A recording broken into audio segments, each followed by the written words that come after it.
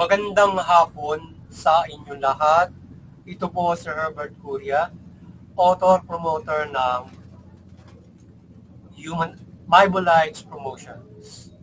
Kakibat ang ating pananalig sa ating banal na Panginoon Diyos, banal na Panginoon sa Kristo, at gabay ng kaliwan ni Carmen Santa Maria, ay ating pong ibinabahagi sa inyo sa linggong ito.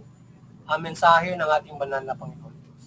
Ang tema ng mensahe ng ating banal na Panginoon Diyos ay idalangin ang gabay ng Panginoong Hesukristo na magkaroon ng mabuting pamahalaan. Ngayon po ay babasahin ko sa inyo ang mga mensahe ito mula po sa Bagong Tipan o Mabuting Balita ng paghahari ng ating banal na Panginoon Diyos sa pamamagitan ng banal na Panginoong Hesukristo. At ayon po dito sa 1 Timoteo Kabanata 2, talatang 1 hanggang 2. Ito po ang mensahe. Una sa lahat, ipinakikiusap kong paabutin ninyo sa Diyos ang inyong kahilingan, panalangin, pamanhik at pasasalamat para sa lahat ng tao. Gayon din ang gawin ninyo para sa mga hari at mga may kapangyarihan upang makapamuhay tayo ng tahimik at payapa, marangal at may kabanalan. Ulit po natin, kay Apostol San Lucas, Kabanata 12, talatang 42, talatang hanggang 43. Ito po ang mensahe. Tumugon ang Panginoon. Sino ang tapat at matalinong alipin? Hindi ba siya ang pamamahalain ng kanyang Panginoon sa sambahayan nito upang magbigay sa ibang mga alipin ng kanilang pagkain sa karampatang panahon? Mapalad ang aliping iyon kapag siyang gumagawa ng gayon pagbabalik ng kanyang Panginoon. Ipapatuloy po natin kay Apostol San Lucas, Kabanata 18, talatang 6 hanggang 8. Ito po ang mensahe.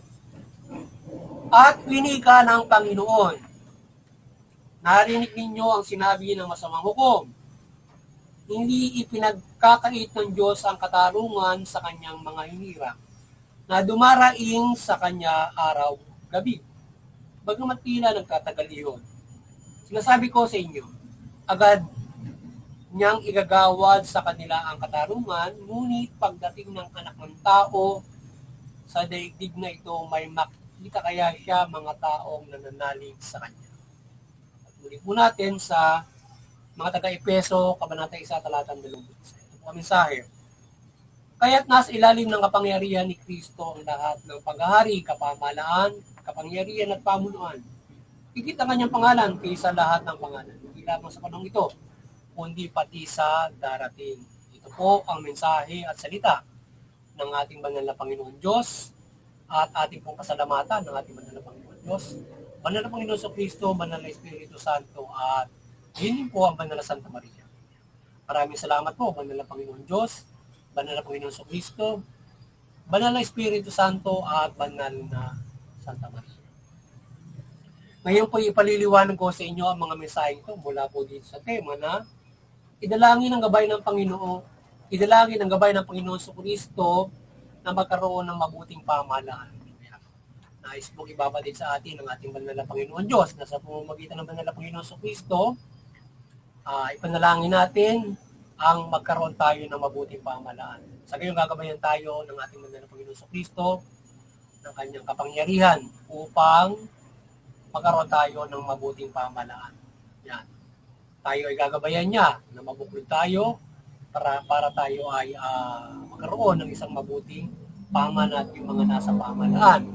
Iba't ibang mga pagpapala, milagro, himala ng Panginoon Diyos, gagawin ng Panginoon sa Kristo para magkaroon tayo ng mabuting pamahalaan. Kaya sama-sama tayong manalangin para pagkalooban tayo ng mabuting pamahalaan na tayo ay magkaroon tayo ng mabuting pamamalakad na yung mga nasa pamahalaan at pinagkatiwalaan ng Panginoon Diyos ng mamahala diyan ay maglingkod sila para sa ating mga mula sa ekonomiya, politika, ekonomiya, social kung ating interpret ang kanilang pamamahala. So sa pamamahala sila ay maging patas na namamahala, papairan ng patas ng hustisya So doon sa ekonomiya, patas na ibigay lahat. So kaya ipanalangin natin na tayo ay magkaroon ng mabuting pamahalaan. Nagpapairal ito ng ganyan, patas ng hustisya, karapatang pantao, mabuting pamamahala. So yan ay ipanalangin natin para tayo ay magkaroon ng mabuting pamahalaan na mamahala sila ng matuwid, makatarungan. Para sa kayo makakamit natin yung magandang pamumuhay, mapayapa, maunlad, namumuhay tayo ayon sa karapatan. So idalangin natin lubusin at sa ating pagsasama-sama, aside from yung sa ating pananalangin na yan, kinakailangan makita ng Panginoon sa Kristo, syempre nga tayo nagsasama-sama sa panalangin at sa gawa. Sa gawa. Panalangin at gawa, kagaya ng ginagawa natin ngayon na at ginagawa ng ilan nasa pamahalaan, kagaya ng ginagawa ng Pangulo Marcos, ginagawa ng taong bayan, tayo nagsasama-sama para magkaroon tayo ng magandang pamahalaan upang mawala kagaya ng maling pamamalakan na mayroong korupsyon, mayroong katiwalian. So tayo nagsasama-sama para magkaroon tayo ng magandang pamamalakan at yung korupsyon malinis at mapanagot at magkaroon ng transparency, accountability at mabuting pamamalakan yung pamahalaan dyan. Na yan ang nais na gawin ng ating Pangulong Marcos na yun, na i-reforma, magkaroon ng magandang pamamalakan, mawala yung korupsyon. Tayo ng taong bayan ay, siyempre, nagsasama-sama tayo para umiral yung magandang pamahalaan. Yung ating karapatan ay umiral. So ngayon, ay sasamahan natin yan, siyempre, ng pananalangin para tayo itulungan ng Panginoon Diyos na yung ating boses, yung ating pamahalaan ay umiral yung hustisya doon. Sapagkat kung hindi rin tayo magsasama-sama, practicality, ay siyempre kinakailangan natin ng practical at pananampalataya dyan. Pananampalataya at gawa para mapangyari natin yung magkaroon tayo ng mabuting pamahalaan. Ilalangin natin sa Panginoon Diyos at mayroon din tayong gawa para mangyari yan. Siyempre, hindi na mababago yung pamahalaan kung hindi tayo gagawa, di ba? So, yun. Kaya, sa gabay ng Panginoon Diyos, ay yung pamahalaan ay gagabayan niya para from themselves magbabago. Sila ay mamamalakad na maayos and within the people, akibat sa pagbabago ng pamahalaan. Kagaya natin, tayo nagsasabuhay sa pamahalaan, pagsusulong ng karapatang pantao, mabuting pamahalaan sa gabay ng banal na Panginoon Diyos, na maliwanagan sila para baguhin nila yan, na tayo ay mula sa paggabay natin ng mabuting balita sa lahat, lalong-lalo paglilikod natin gabay yung pamahalaan para mamalakan ng maayos yan, matuwid, mabuti. At aside from that, ay syempre yung mga tao, di ba? Na tayo ay nagsasama-sama para sa mabuting pamahalaan. Kaya, ang simbahan, gumagabay sa pamahalaan, ang lahat ng mga iba't ibang mga paniniwala para yung pamahalaan mamahala ng mabuti. Nagagabayan sila ngayon. So, yan.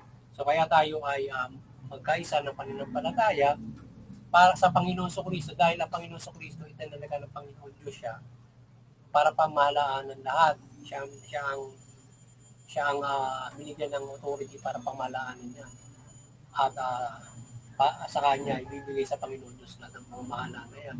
So kaya tayo ay dumalangin ng gabay ng Panginoon Kristo para yung tayo ay gabayan sa pagkaroon ng mabuting pamahalaan, tayo gabayan niya, kaya mga pamahalaan na yan, mamahala ng mabuti, matuwid sa panahon pa lamang ng proseso ng ating pamumuhay bago pa dumating yung ganap niya na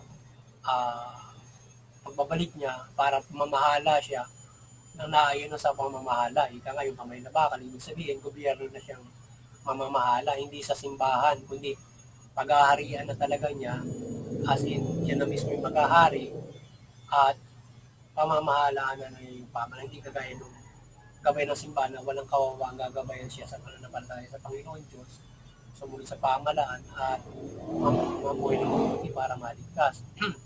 Mamamahala na ang Panginoon sa Kristo pagdating ng panahon. Kaya ngayon pa lamang, tayo dumalangin na yung mga pamahalaan na yan ay maging matuwid at siya ay nakasusunod sa Panginoon Diyos mula sa Panginoon sa Kristo. Sana gabayan tayo,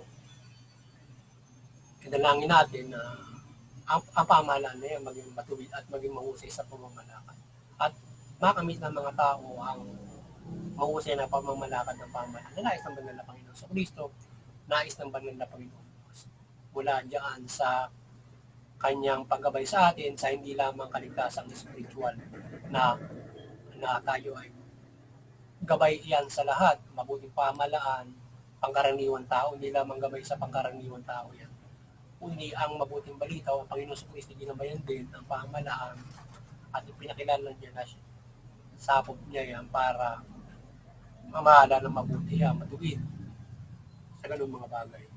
So, kaya sama-sama tayo idalangin natin sa Panginoon sa Kristo ang pagkakaroon ng mabuting pamahalaan sa magpapagiran ng patas na hustisya yan at gagampanan nito ang pagdisiplina, pamamalakas sa mga tao ng matuwid, mga tarungan, mga Diyos, para maging matuwid yung mga tao sa pamamagitan ng legal o yung authority na binigay sa kanila o yung interpret natin yun sa legal na sakop ng pamahalaan.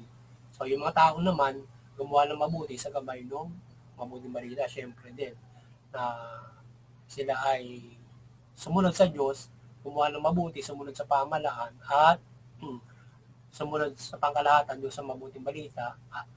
Part lamang yung pagsunod sa pamahalaan ng mabuting balita o ng gusto ng Panginoon Diyos. So tayong lahat, mula maliit hanggang malaki, sumunod tayo sa Panginoon Diyos. Maging mabuti tayong tao. Ngayon, kung lalabag sa batas, hindi mo susunod ng Panginoon Diyos, may kapahamakan kang aabutin, mananagot ka sa batas, or iba't ibang kapahamakan ng aabutin mula ng kapahamakan spiritual. So, yun. Kaya, sumunod tayo sa Panginoon Diyos, sumunod tayo sa pamahalaan para tayo ay mabuting malugod-lugod na hain. At idalangin natin yung susundin natin na pamahalaan, idalangin natin sa Panginoon Diyos at kaisa tayo sa pagkakaroon ng mabuting pamahalaan. Diba? Kaya tayo ay gagabayan ng Panginoon Diyos, kaya kung magkakaroon ng ganyan mga iwali at lihis yung pamahalaan, ay ang Panginoon Diyos ay gagabay sa ating kapangyarihan niya at patuloy na paggabay ng mabuting balita at pagbubuklod sa atin para umiral yung mabuti. Mula din dun sa pamahalaan na yan. So, yun. Kaya magabayan yung lahat ng mga nasa pamahalaan mula doon sa ating Pangulo, lahat na sila ay makisa sa pagpapairal ng mabuting pamahalaan mula sa gabay ng mabuting balita. Sana yung kapangyarihan ng Panginoon Diyos pagliwanagin si Manala Santa Maria sa inyo para pag-ibayuhin nyo yung pamamalakad na maayos, magsilbi kayo na maayos, at iba't ibang kapangyarihan ng Panginoon Diyos para kayo ay tumalima sa paglilingkod ng mabuti at pagbabago at pagtutuwid ng magandang pamahalaan. Kagaya na nangyayari dito. So yun, at muli, sana kayo ay nagabayan na naman ng Bible ng mabuting balita sa ating pagbabahagi dito sa Bible Lives Promotions. At kayo ay magkaroon ng malaking pag-asa sa inyong kaligtasan spiritual. At